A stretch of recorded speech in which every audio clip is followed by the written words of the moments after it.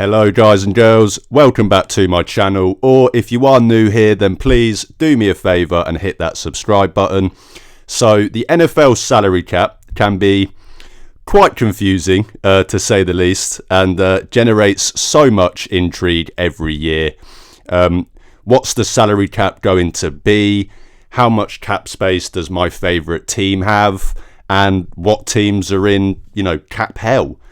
All questions that get asked every off-season, and to be honest aren't even remotely answered by most people in the media, that instead want to just sensationalize everything and make you think that your team either has enough cap space to sign the Avengers or so little cap space that you need to trade your team's mascot just to get underneath the salary cap. Well, thankfully for Browns fans, Jack Duffin, aka the salary cap wizard, does most of the hard work for us, and I was lucky enough to talk to him about the Browns salary cap situation moving forward. Before we jump into the clip from my interview with Jack, it was announced on Wednesday that the 2025 salary cap would be between $277.5 and $281.5 million. A massive increase from last year's $255.4 million. Jack's projections were all done using an approximation of $275 million for 2025. So everything he says is applicable and more, because the Browns will actually have even more cap space to work with next season. But without further ado, here is my conversation with salary cap expert Jack Duffin about the Browns salary cap situation moving forward. So if you look at, there's two different things, and I know you wanted to come onto it later, but we'll do it now. So you've got the NFL salary cap, which is the maximum amount teams can sort of count on the accounting system. And the real thing that matters is cash. How much money are you giving to players for the actual team? So over the last 4 years, the Browns have spent more cash than anyone else in the NFL. Number one, quite comfortably. We're talking, they're spending about $50 million a year more in terms of cash. And to say that, that's about 20% extra on the budget. So that's a significant upgrade. Moving on to kind of the Browns salary cap as a whole, I know you kind of mentioned there the difference between cash and cap is something that I think purely because there's not really that many mainstream information on this kind of stuff is personally why I think the work you do is really important, because before I was kind of introduced to your work, it was hard for me to find information on this stuff, so it's something that I think a lot of people just don't quite understand, and that's at no fault of their own. It's, as I said, just because they can't get the information on it. But as I said, you kind of mentioned the difference between the two. How is it the Browns use that kind of cash cap model to their advantage, and as you mentioned, to be able to spend more money consistently every year than pretty much every other team in the NFL? Yeah, so just kind of a rough steer. So say you give a player $50 million, and I know no one really other than quarterbacks on $50 million, but if you give someone $50 million of cash this year, you can use signing option bonuses, and even though they've been given $50 million of cash, what that will do on the salary cap is $10 million this year and $10 million over each of the 5 years. And so you can split stuff over up to 5 years. And what the Browns are effectively doing is they're doing that with all of their deals. They're saying, we give you some now, we split everything over 5 years. And because the salary cap roughly goes up about 8.5% each year, as long as the salary cap keeps going up, then you're basically using the budget for 2 years' time this year. So say the salary cap's obviously more than this, but it's easier to explain. Say the salary cap was $100 million this year, the Browns are spending $120 million of cash, and that's what they're doing every single year. If next year it's then $120 million, they're spending $144 million of cash, and it's constantly always 20% more. And because the salary cap goes up in a pretty sustainable manner each year, you're just using that as kind of a, we'll keep spending, split it all over 5 years, and the cap continues to rise. So that's perfectly sustainable. I've done a couple of articles just on the sustainability of that model. Of as long as you don't do anything stupid, if you go a year, we want to spend 140%, you've got to start unwinding that and getting a buffer, because the salary cap doesn't go up. If the salary cap was going up 20% every year, yeah, we can talk about spending 140%, but the salary cap goes up 8%, so about 20% is the limit. You get a bit of insurance money back, so that kind of brings it down to you roughly spending 115%, but that's kind of just stuff to factor in for when someone does the maths and it's like, oh, well, this isn't sustainable. You get a bit and incentives come back and things like that. So that's what they're doing. If you get another black swan event, pandemic, something like that, you are screwed. No way to shape it. You are absolutely screwed. And the Saints are a perfect example of this. So the Saints used to do it. The pandemic happened, and what they've done is they've refused to die. And what they need to do is blow it up. Might take a year, might take 2 at worst, and go, look, we need a hard reset and we'll go again. If you got another pandemic and the salary cap crashes, you are going to need to reset. But in all honesty, those are once in a generation, once in a lifetime sort of events. I would much rather spend 120% every single year on a sustainable model than worry about, oh, there might be a pandemic, so let's spend a low budget. You've got Joe Burrow currently doing Radio Row at the Super Bowl, moaning that the Bengals cannot keep a great roster together because the owner's poor.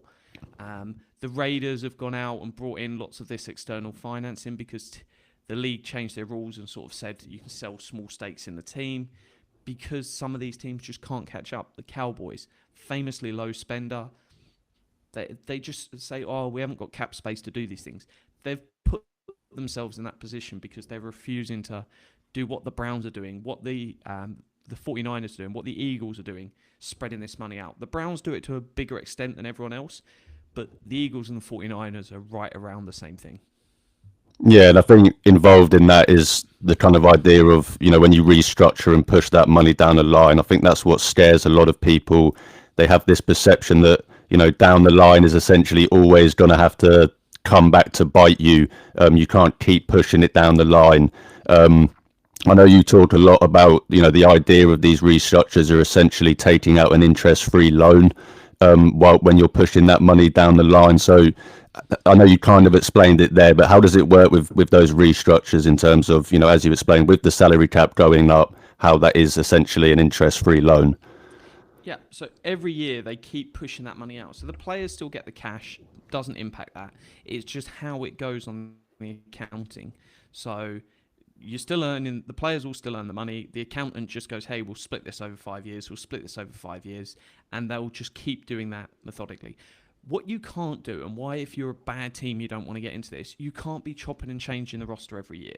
So if every year you're like, hey, we want to get rid of half the roster and bring in everyone else, you don't want to do that. You need cornerstones of the franchise that you want to keep around. Your Joel Bitonio's, your guys like that, where you've committed to them and they're here for 4, 5, 6, 7, 8 years. You can't be going, oh, every 2 years we're going to reset the roster. So if you're sacking your GM regularly, you don't want to get into this strategy. You need something stable. The Eagles, the Browns, the 49ers. There's no real fear that you're going to blow everything up, because the same way if the Browns wanted to go into a full tank, it's going to take 2 years because you've got to clear off this money and reset. Whereas, yeah, you just don't want to do that. It's a bad move to do a reset because we saw what happened last time. It didn't work. And the reason it didn't work is because once you gut all the talent, it takes too long to build everything back up. The league's about more than just draft picks. They got the draft picks, they've extended the draft picks, but they've got to just keep hitting and keep building. Yeah. I mean, I've always been in that camp of stability is what the Browns need. You look at those like kind of late 2010 years, the 1-31, constantly sacking coaches, constantly sacking GMs. You're never able to build a consistent model like the Browns have been able to build now.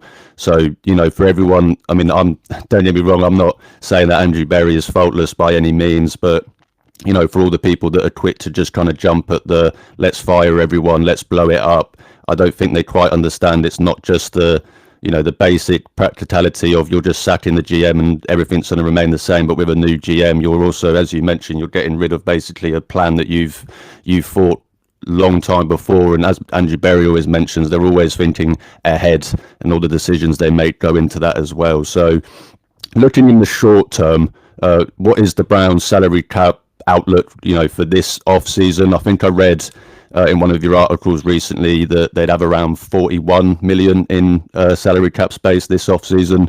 Do you think they entertain the idea of a rebuild, or do you think they spend some of this money? Yeah, so they're what are they now? Minus 30 mil. We're going to get the adjustments, so that might be 5-10 million more of cap space. So it takes it to 20. The Browns think there'll be more cap. The cap amount will be much higher than what over the cap are projecting, so that might be another 5 million. And then hey, we're at minus 15. With restructures trading Greg Newsome and Joel Bitonio retiring, they can free up 89 million of cap space. Let's work out, if Joel Bitonio doesn't retire, then you're probably talking about, hey, we'll create 83 million of cap space. So if you're going from minus 15, adding on 85 million, you're in a pretty good spot. So there's plenty of money to throw around. They just need to decide, well, who do they want to spend it on? And then you're also going to add space. If you start getting rid of the likes of Thornhill, things like that, you can then bring more guys in. So I expect them to go out and spend. And fundamentally, the decision between whether you get rid of Myles Garrett and blow it up is how do you view the team? Because I look at the team and I go back 2 years ago. They finished with 11 wins under Joe Flacco. For me, that was much more of a 9-win team that exceeded expectations. And then I look at kind of the team last year. If Jameis Winston was the quarterback for 17 games, yes, there would have been a few turnovers, but it would have been a wild experience at the same time. And I think they're an 8 and 9 win team. If Jameis starts 17 games, if you don't trade Cooper and you don't trade Zadarius Smith, and if they're a 9-win team, yes, Myles Garrett probably isn't having this conversation about wanting out because he's going, hey, they had Jameis Winston and they still won 9 games. Get me a better quarterback and we're over the edge. But then you're picking 10th, 12th, and are we talking about being able to get a quarterback, being able to get a blue chip player because you're down much further in the draft? So it's one that it is what it is. But I think they can turn this roster, take the quarterback out of the equation, look at just the 52-man roster without the starting quarterback. They're going to easily be a top 8 roster next year. Why would I be wanting to blow that up? Yes, they need to find the quarterback. I don't know where that answer is coming from, but that needs to come through the draft. You cannot find a top 16 quarterback through free agency, through a trade market normally. Yes, you might. Sam Darnold's done it for 1 year, but will he do it for a second year? Probably not. Yeah. Kirk Cousins can come in and, he's provided league average play before, but that's a 1-year fix. It has to come through the draft. So get a guy, Kirk Cousins, Mac Jones, whatever you've mentioned, Winston, Brissett, other guys. Find a guy that can just be serviceable for a year, get to the playoffs, lose the first game, but keep swinging in the draft. And once you get that guy that's just top 16, if you think Shador or Cam Ward is a top 16 quarterback potential, just get them. And if they don't work out, we'll draft another one next year. You don't have to commit to them long term. So just get someone in and just see what you've got. Because with the amount of money they're spending and the amount of talent that's on this roster, a couple of free agency moves, not silly money, just a solid left tackle, a couple of other pieces, another corner maybe, a safety to replace Thornhill. That is a top 8 roster minus a starting quarterback. And you've just got to find that in the draft.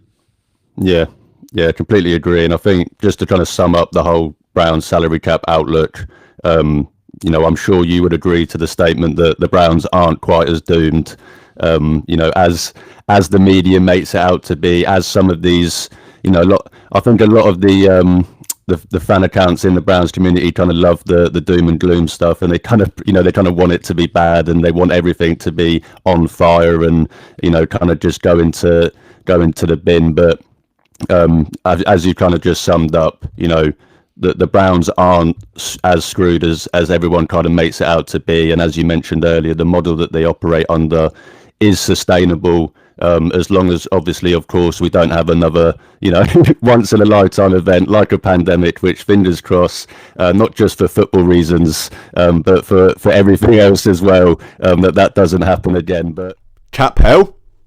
Never heard of her. All seriousness, I think the work Jack does is so important because it provides an informative and level-headed approach to a topic that lacks information and just causes plenty of irrational thinking. It's easy to look at all the big numbers and think, wow, we're screwed. But there's so much more, minutiae that goes into the NFL salary cap as a whole, and, how the Browns operate within that as well. As Jack explained, the Browns, similar to the Eagles, operate under a sort of cash over cap model. They spend more cash than most of the NFL in order to somewhat manipulate the salary cap through restructures and backloading contracts. They'll eventually have to pay the piper, is something a lot of people say regarding this model. But, as Jack says, as long as there isn't a once-in-a-lifetime event like a global pandemic again, the piper will never actually technically come. This model is sustainable, guys. I've been saying it on my channel for ages, but I understand, why should anyone trust my word on it? Which is why I wanted to get Jack on here to help better explain and provide a more, trustworthy source, shall we say. The NFL salary cap will continue to rise exponentially. Each year the cap rises, the interest-free loans that me and Jack talked about, which is backloading contracts.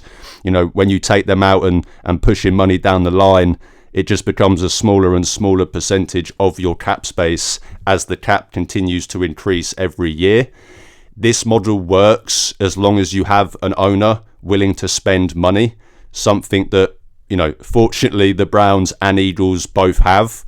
I mean, the Eagles were able to, move on from Carson Wentz's contract not that long ago, a contract that everyone thought would cripple their finances and their salary cap. And they've gone to 2 Super Bowls and have arguably the best roster in the league because they use this model. Another important note is that the NFL can actually now more accurately measure streaming viewership. And this might not sound like a big deal, but it will provide the league with way more leverage when they negotiate their new broadcast deal in, I believe, 2028, so not that long away. And, that could see the biggest salary cap rise in NFL history because of that. Teams like the Browns could get crazy with their contracts and massively backload their deals past 2030 when they know that the salary cap is only going to explode. So we know the Browns cash over cap model works. So what do the Browns actually have to work with salary cap wise in 2025? Well, taking into account the Browns cap rollover from 2024, the money owed to the players on the roster, and potential restructures, the Browns could have and should have around 41 million in cap space for 2025. However, as I explained earlier, with their cash over cap model, this could actually, they could actually spend 5 times this amount due to how they structure their contracts. So, spending over 200 million this offseason is pretty unlikely, but they have the freedom to do so regardless. So while some people laughed, I will say it again, the Browns could easily pay Sam Darnold 30-40 million a year to come here. I would not do that, and I don't think the Browns would, but they technically could do it. Now, as I also mentioned earlier, these projections are all made under the assumption, or were made under the assumption, that the Browns salary cap for 2025 would be 275 million, and it could instead be upwards of 281 million, so even more spending power. So to summarise the Browns salary cap situation, 200 million in spending power doesn't sound like cap hell to me. People have been doing this whole the Browns are fucked and are in cap hell stuff for a few years now, and each year the Browns have as much money to spend as the rest of the league. You'd think they would eventually learn. Cap hell doesn't really exist unless you try to run the Browns model without the financial backing, kind of like the Saints have previously done. And even then, the Saints have still managed to spend money each year, even despite of that. I think it's just an overblown talking point that, to be honest, doesn't really hold much ground in reality. I understand why a lot of fans think this way because, as I've said, there's so little information on this stuff. But as for the same, media outlets churning this crap out every year, do better. Financially, the Browns are fine. Of course, none of this matters if the Browns are unable to get results on the field. I will say that every single time, but that is a conversation for another day. Strictly speaking, in regards to the salary cap, the Browns are not in cap hell. They can continue to spend money, and they will continue to spend money, and they'll be able to do so for as long as they want. There's no piper to pay at the end of the road when the road doesn't actually end. The NFL salary cap will continue to rise with massive jumps expected over the next decade. Spend money, push money down the line, restructure everyone. This train is not going to stop, so you can either hop on it like the Eagles have, or you can get left behind. It's as simple as that. But that would do it for me today, guys. My full interview with Jack Duffin will be available this weekend. So check that out for our full uninterrupted conversation. We talk Browns salary cap, Deshaun Watson's contract, Myles Garrett, his thoughts on what the Browns should do at quarterback, all of that good stuff. I will also link Jack's socials in the description so you can check out his amazing work if you haven't already. If you do enjoy my content, then please drop this video a like, hit the subscribe button. It's free, but it really, really helps out my channel. You can also check the links in the description to see where you can follow and interact with me on social media.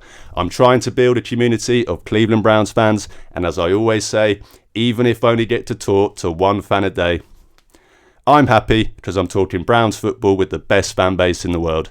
Thanks again for watching, guys. Have an amazing weekend, but most importantly, go Browns.